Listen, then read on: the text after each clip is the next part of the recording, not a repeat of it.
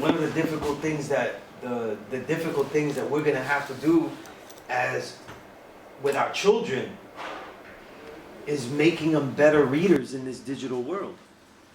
It's a real challenge. You know? It's a very big challenge. You know? The discard of the written word.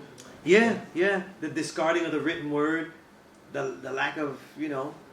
To me, like, listen, I always say this is just a joke, but I mean it deep down. I mean it for myself. When people listen to audiobooks, I cringe. I like it if people, you know, they want to get more learning and just get more books in their mind and everything. It's cool, you know, because people don't always have time to read as much as, let's say, I take the time to read, right? But seeing the word on a paper is a special thing. It's different. It's different. The whole value to the art of the word has to be seen. You know, like when we write poetry, the way you're reading it is the way I wrote it. And the way I wrote it, though, is in those stanzas, in that lineup, in that array for a specific reason. You know what I mean? But I also like what you said before about like the theater of, like you performing, like you might have written something, but then when you actually teach oh, it, sure, there's an actual oh, theater yeah. of it. You know what I'm saying? Yeah. Teaching is the theater of, it's great theater, you know what I'm saying?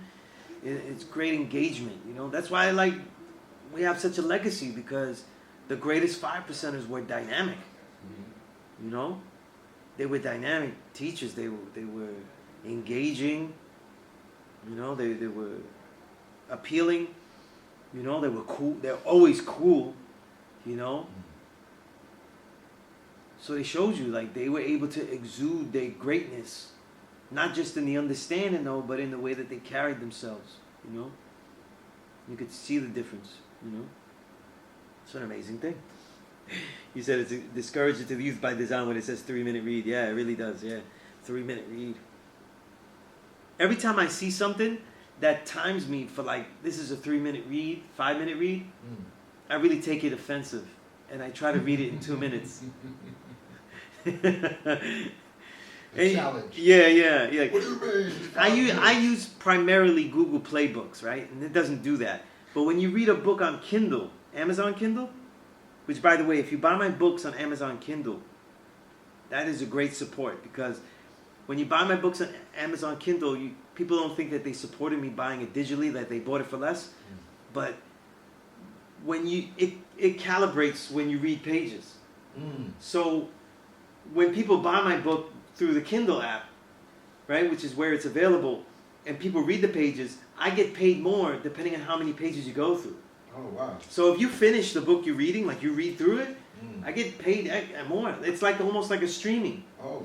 Yeah. That's kind of dope. Yeah, it is. Yeah. That's dope. So it's not like if you couldn't afford the paperback, the ebook is still good, because adding on that you bought it and then at a lower price, but reading it though gets me money as well. So it's still adding more money onto that price that you don't have to pay for. You know, that's part of the royalties I get. That's dope. You know, so that's a nice thing. You know, I learned that when I started selling the books, because I didn't know that. You know, but in Kindle they also give you time, like how much, you know, time, how many hours left to read the whole book. And I'm like, damn you, man, this is not going to take me this many hours. I'm going in, you know. So I start reading faster. Yeah, we would hope so, that it would be incentives, but not everybody's like that. You know what I mean? I think this is something I do with my youngest. I really try to get her to see the appreciation of the word, the beauty of it. You know, if she could see the beauty of the word, then she'll be okay with reading it. You know? But it takes time. There are so many other things that kids are, you know, enjoying. Digital stuff, toys, everything, you know? And it's not always easy, you know? It's not easy for adults. They can't turn off the Netflix and go to the app to read. You know? Well, I mean, even my own personal experience, I mean, I think of, like, I want to make beats. I want to shoot videos. I want to edit. It's like all these different things I got. And then by that, a certain time, I'm like tired. You know what I'm saying? But then also, you know, as of lately, I've taken part in building a library. So I have a library that, as I look at my library, I have all these different books. It's like, wow, and I want to go back to this book. I want to go back to that one. Right? So it's like, you know, I've developed an appreciation. Then when you share with all those books that you share with me, that it's like, wow, I got all this information, but a lot of it that I may not have even, you know, taken it in. I gotta, you know, I want to take it in. So there's an initiative to it, and even coming here, and I'm building with you, and you talk about the books that you read, and you have this extensive knowledge of, you know, the different histories and different books. It's like, oh wow, like let me delve back into that. So building with you is like kind of like, you know, there's an initiative like, wow, God has this extensive knowledge. Wow, let me go back and like I'm impressed by that, and I want to, you know. I felt at a certain time, it was around 2003. I felt it was no good if I kept teaching here if I wasn't extremely well read, not just a little well read. You know what I mean? And I told you this before. That's how I started to read the 52 books a year. I just said, let me average a book a week. Over the year, it'll be 52. 2004 was the first year I did that. I have never failed doing that since. You know, so there were like 2 years. I remember 2 years where I almost failed, and it was like December 30th, and I just said, I'm not doing nothing, and I sat and I just read, and I got through 2 books, you know. But I've never failed.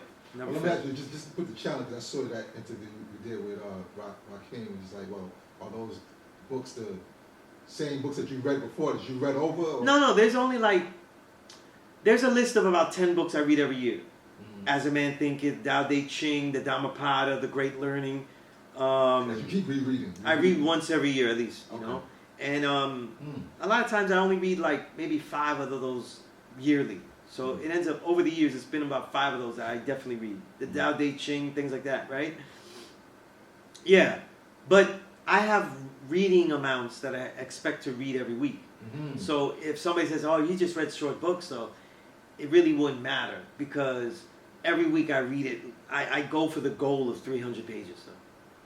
Okay. So every week I expect to read that. So like now, I know how many pages I've read. I read like, I think I read about, I have to add like 10 or 15 to it. So, but I'm over 200. I'm over 200. You said how many pages a day? Like No. Every week I read at least 300 pages. Every week is 300 pages. Yeah, every week. Wow. So, it's like Steph Curry. I consider that the gym. Like, the writing is so much more fluid with everything, songs, everything. If I'm doing all that, and I enjoy it though. I have, like I said, you said the collection.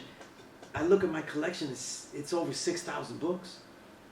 You know what I'm saying? Digital books or digital? Yeah. What about physical books? Physical books, it's much smaller. Yeah. It may be like about 100 plus. Okay. You know, because I only get books that I can't get digitally. So, but it becomes, you know, like there's so many subjects and so many things I want to read. I make sure I read everything, and I'm always trying to read faster. You know, but not so fast where I don't see the appreciation of the word. You know. And then there are journal goals. Like it's always been goal driven because that's how all the work I've done has been able to be done. You know. And it just ended up like that, you know, where this is like really what I love to do, you know. So it's very easy for me to turn off an app and then start reading. Like all that has to happen in the movie is like a sequence has to finish.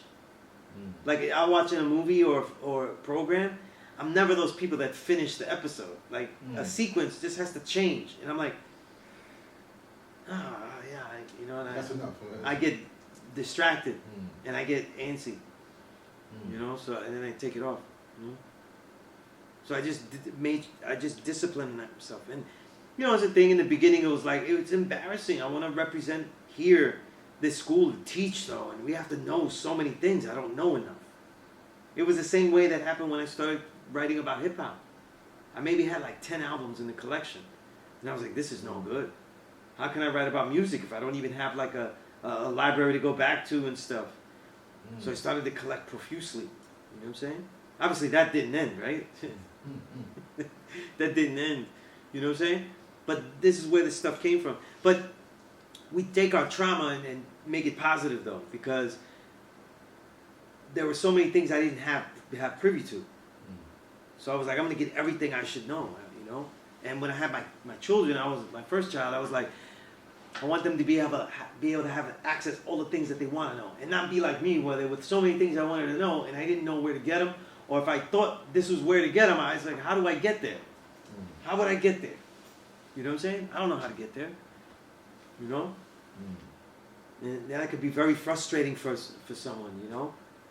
How do you get there? Like, I remember writing in magazines. I was a writer at magazines, the big ones, right? Vibe. And I'm still thinking, how do I find these artists on my own? How do I get in, you know, without having to go through him or the label or this? How do I do this? How do I become an entity, you know, on my own? Your own entity, right? Yeah, and I was like, you know, and just feeling stuck and all that kind of stuff. So these are things that, you know, lack of knowledge and stuff like that. That's probably why this all appealed to me so much, because the root is knowledge. You know what I mean? And this is something that I've always loved collecting and accumulating, you know? So, you know, like... Collecting and accumulating. Yeah, that's something that, like, my mantra has become, like, you know, or, you know, like, the thing that I repeat, like the layers, like, well, what's in your library? Right? Like, you know, like the saying, like, well, what's in your wallet? Right, like, yeah. Well, what's in your library? Yeah. You know what I mean? Like and I like to take pride in that, because, you know, going even like my people who might have returned to the essence, you know, with my record collection, I collect their records as well as collect their books. Like, I find these books, like, wow, I need this part of my library. You know what I'm saying? All the time. Yeah. You must do your own research, as I did. If Mecca did this.